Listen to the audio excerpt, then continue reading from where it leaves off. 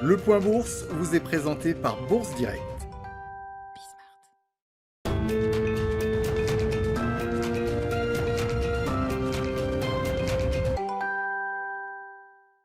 Clôture dans le vert ce soir pour le CAC 40. L'indice parisien gagne 2,07% à 4689 points dans un volume d'échange de 3 milliards d'euros. Le CAC 40 aura finalement réussi à amorcer le rebond qu'il cherchait en fin de semaine dernière.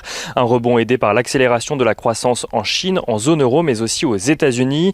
En Chine, tout d'abord, l'activité du secteur manufacturier progresse au mois d'octobre. Le PMI manufacturier calculé par Caixin Market ressort à 53,6 points sur la période, affichant ainsi sa progression la plus rapide en près de 10 ans grâce notamment à l'accélération de la demande intérieure. En zone euro, le PMI manufacturier ressort à 54,8 points en octobre contre 53,7 pour le mois de septembre. Dans le détail, l'indicateur de la production sur le même mois monte à 58,4 points, une remontée couplée à celle des carnets de commandes qui portent l'indice à des niveaux rarement dépassés ces dernières années.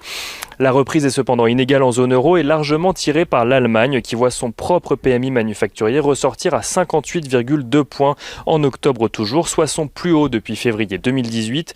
La France, elle, fait état d'un mois d'octobre solide à 51,3 points, soit légèrement au-dessus de son niveau de septembre.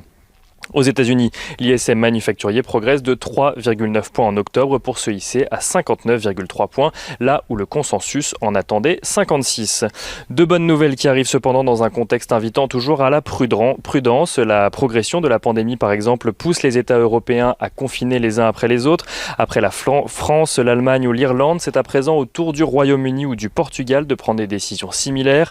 L'Autriche a de son côté imposé un couvre-feu, tandis que la Grèce a imposé la fermeture des bars et des restaurants. Des décisions prises alors que le nombre de contaminations en Europe depuis le début de la crise dépasse à présent les 10 millions de cas.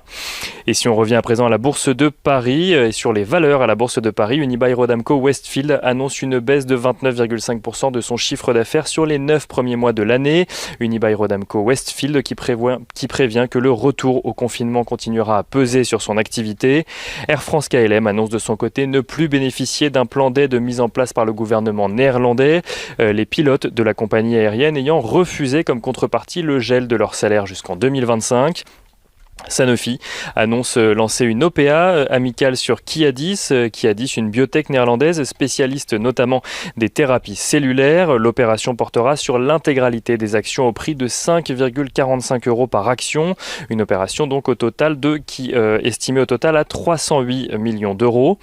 Et on continue avec les valeurs ce soir. Saint-Gobain voit l'analyste d'avis passer de sous-performance à neutre sur son titre.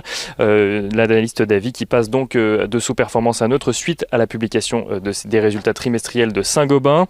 Total ce soir gagne plus 4,92% alors que le baril de Brent remonte de son côté au-dessus des 38 €.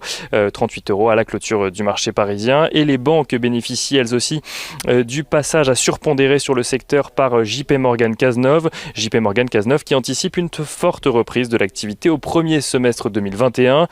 Société Générale gagne 4,16%, BNP Paribas 4,25% et Crédit Agricole gagne 2,95%.